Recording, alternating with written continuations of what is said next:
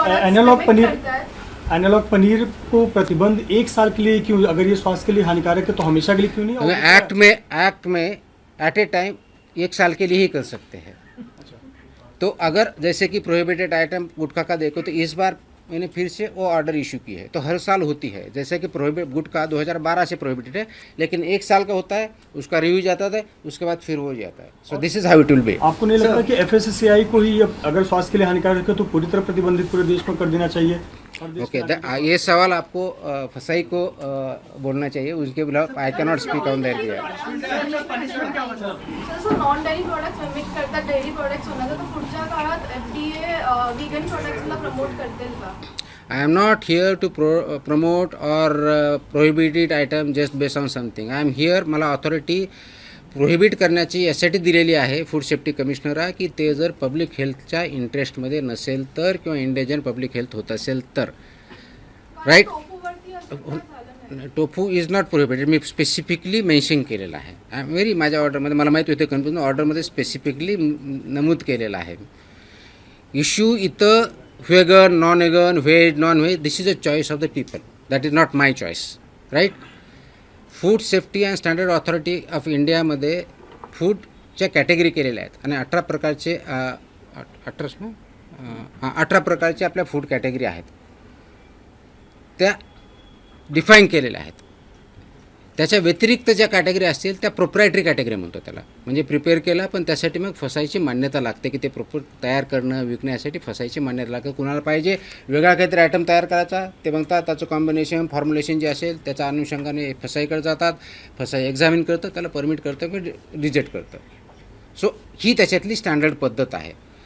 या बाबतीत अनालॉग पनीरच्या बाबतीत कोणतेही स्टँडर्ड डिसाइडेड नाही आहे, राईट.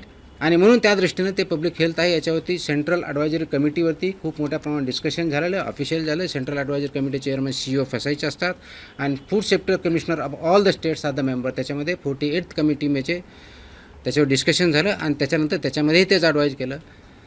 आमचं मला जेवढं माहिती आहे तेवढं, बाकीचे राज्य याच्यावरती विचार करायला लागले आहेत. But I cannot speak on their behalf, परंतु याच्यावरती डेफिनेटली विचार अनेक राज्यामध्ये चालू आहे. इव्हन फसाईमध्ये याच्यावरती विचार चालू आहे, पण त्यांचा जो काही निर्णय होईल किंवा करतील ते फसाई सांगेल याच्यामध्ये.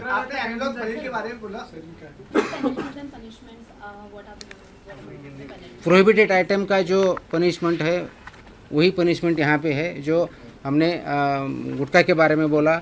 सेम पनिशमेंट जो हमारे अनसेफ है तो सेक्शन 59 लागू होता है, वहाँ पे लाइफ इम्प्रिजनमेंट होता है. जिसका प्रोहिबिटेड आयटम जो क्लिअरली लिखा आहे ॲक्टमधले आहेत त्याच प्रोव्हिजन, वेगळ्या पनिशमेंट आपण देत नाही. हे जे स्टँडर्ड्स लागू आहेत ते स्टँडर्ड्स तिथे लागतात. एक मिनिट होऊ दे, येतो तुझ्याकडे, काळजी करून तुझं प्रश्नाचं उत्तर दिल्याशिवाय जात नाही मी, चिंता करू नको. आहेत मंत्रालयाचा कॅन्टीनचा एक विषय होता, कोर्टात जे घडलं तर तणाव ऍक्च्युली तिथून सुरू झाला, कारण की सकाळी जो अहवाल दिला त्याच्यामध्ये असं म्हणण्यात झालं की 98% कॅन्टीन स्वच्छ. मग कोर्टात तिकडे वकील पाठवले, तपासणी झाली, मग त्यांचा काहीतरी रिपोर्ट, ही तफावत नेमकी आधी तुमच्यापर्यंत काय माहिती आहे? नाही, याच्यामध्ये अजून परत, कारण जर कोर्टामध्ये मॅटर चालू आहे तर ते कमेंट करणे तर अपेक्षित नाही. फक्त एवढंच सांगू शकतो की त्या दिवशी सकाळी त्या दिवशी इन्स्पेक्शन नव्हतं, ते की 10-15 दिवस अगोदर इन्स्पेक्शन केलेलं होतं आणि ते मला माहिती होती इन्स्पेक्शन केलेलं आहे. त्याच्याविषयी त्या दिवशीचा स्कोअर होता तो रेकॉर्डवरती आहे. त्याच्या अनुषंगाने कोर्टाने त्याच्यावरती ऑब्झर्वेशन केले, त्यांची टीम पाठवली. आता ते सबज्युडिस असावे, त्याच्यावरती पुढं काय मी कमेंट करणं योग्य राहणार नाही त्याच्यावरती.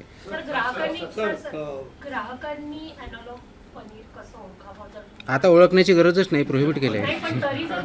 आता ओळखण्याची गरजच नाही, हेच तर कन्फ्युजन दूर करण्यासाठी ही प्रोहिबिशनची ऑर्डर आणली आपण. नाही, असं जर वाटलं तर कंप्लेंट करावी. आपला ॲप आहे, आम्ही जाऊ ते. आता जनरली म्हणजे याच्यात सायंटिफिक काही फॉर्म्युला नाही आहे, त्याचं टेस्ट केल्याशिवाय याच्यातून आपल्याला बेसिकली त्याचं क्रायटेरिया काय. पनीर हे दूध प्रॉडक्ट आहे, please understand. Paneer is a milk product.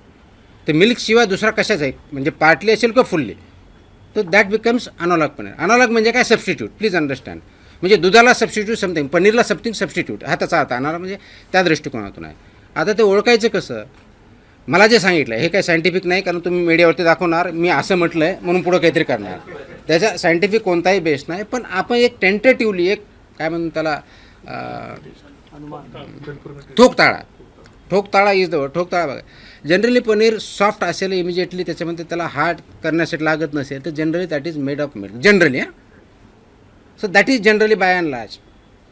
पण आता ते फ्राय केलेलं असेल तर त्याचं काय होईल, ते कसं तुटेल, तर याचे बरेच परम्युटेशन कॉम्बिनेशन किंवा तुमच्या कोणत्या फॉर्ममध्ये तुमच्याकडे येतं, कसं येतं, त्याच्या बऱ्याच गोष्टी आहे. त्याच्यामुळे असं सांगता येणार नाही. कुणाला डाऊट वाटला त्यांना, म्हणजे त्याच्या जरा ऑर्गनोलेप्टिक म्हणतो, बघणं, दिसणं, सेन्स करणं किंवा काहीतरी वाटलं म्हणून त्यांनी कंप्लेन करा, by will check it out. That is only answer.